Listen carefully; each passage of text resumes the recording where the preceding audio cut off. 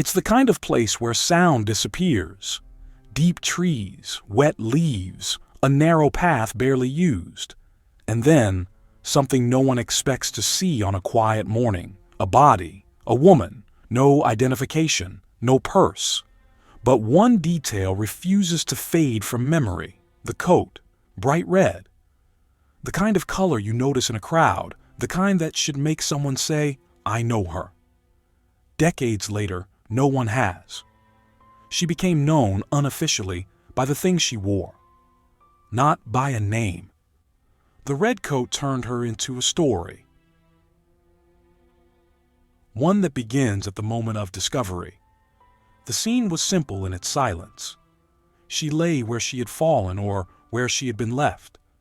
The red coat was not hidden. It wasn't buried or torn or concealed under branches. It was there in plain sight, as if meant to be seen. Her features suggested youth, perhaps 20s or 30s. But without papers, even age felt uncertain. The forest gave nothing away. Investigators followed the routine that begins every unknown case file. Measure, record, photograph, log the clothing, the condition, the surroundings, check local missing person reports. Nothing matched. No one nearby had reported a woman of her description missing. There was no immediate "we're looking for her."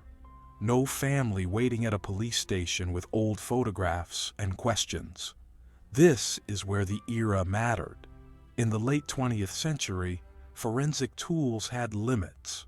Fingerprints could be taken, but without a known identity, they led nowhere. Dental charts helped, but only if there was something to compare against. International DNA databases were a future idea, not an everyday tool. And borders, so easy to cross by train, car, or ferry, were harder to cross on paper. A woman might go missing in one country and be found in another, and those two files would never touch. So the red coat became the file's anchor. Investigators kept coming back to it. Bright, memorable, unmistakable. A garment people notice. Somewhere, someone had seen it before. A family member at a winter dinner. A friend on a city street. A colleague walking home after a late shift. That kind of coat is not invisible. Years passed and still no recognition. The coat shifted from clue to symbol. A reminder that behind every report is a silence that has yet to break. Without a name, theories arrive to fill the space a biography should occupy. One says she might have been local. Someone whose disappearance never reached authorities, whether because of fear, isolation, or broken ties. Another points across borders. Seasonal work, travel, a move that never became a return. The darkest theory imagines a network that uses people and discards them far from home. None of these answers carry proof. They explain the absence of facts rather than supply them. The question, then, is not only who she was, it's also why her absence did not echo loudly enough to cross a line, a river, a sea. To find the place where someone would say, "We're missing her." Cold cases from that era share the same architecture of uncertainty. National systems that rarely spoke to one another. Records that were local, paper, sometimes incomplete. Photographs that sat in drawers rather than on screens. Europe was connected by roads and rails, but the files weren't. Without a shared language of data, even obvious connections could stay apart for decades. And so the story of the red coat moved from urgent to unfinished, and from unfinished to almost forgotten. Then, long after the discovery, some cases like hers began to surface again. Police forces from different countries compiled a set of files. Women found between the 1970s and the 2010s. Cases believed to be homicides, cases without names. The initiative gave these files something they never had before: visibility beyond local archives, clothing, jewelry, objects, timelines, small details presented clearly because sometimes it's not the whole story that triggers memory. It's the smallest thing, a sleeve, a button, a pattern, a stitched repair. Other cases underline the pattern. A young woman found in France in the early 1980s with a British coin among her effects. An object that doesn't belong to the landscape, but carries a history in its engraving. Another case from Germany in the late 1980s. A woman discovered in men's clothing, including a distinctive coat and a leather choker. An outfit someone might remember because it doesn't fit expectations. In the Netherlands, a suitcase recovered from a canal held not only a body but a question. Who packed it? Who carried it? Who decided that water was a better witness than a street? They share a structure. An object survives longer than a name. The coin, the coat, the suitcase. And here, the red coat that refuses to fade. The story does not need a villain drawn in bold lines to be frightening. It is enough to recognize how easy it was, for a long time, to vanish on paper while remaining visible in the world. A ticket bought in one country, a room rented in another, an address written on a napkin.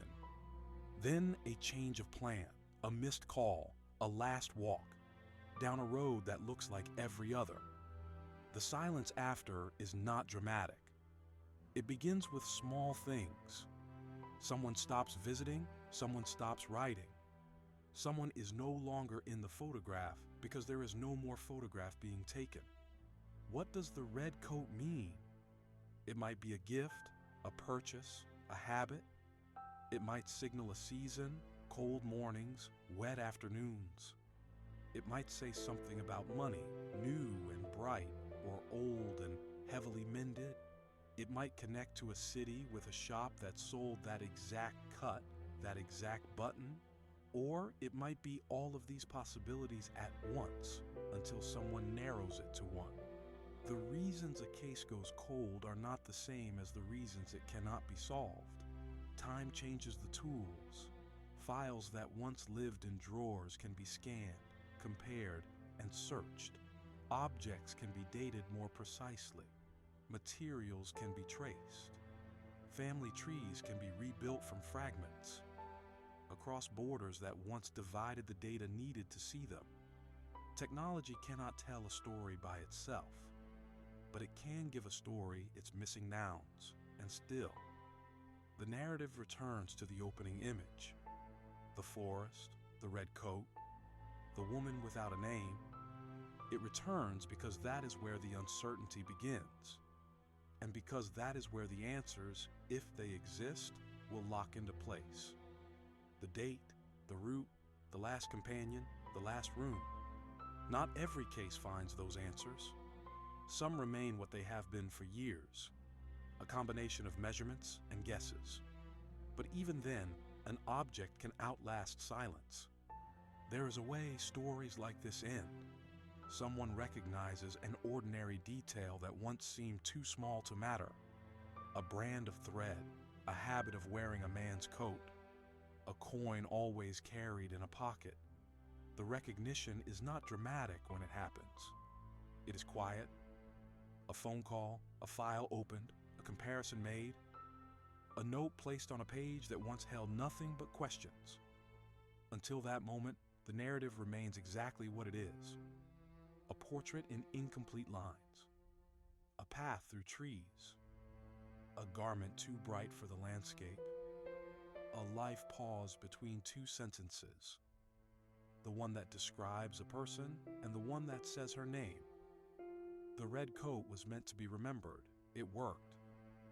The question that remains is not whether anyone saw it. It is why no one has yet been able to say who wore it.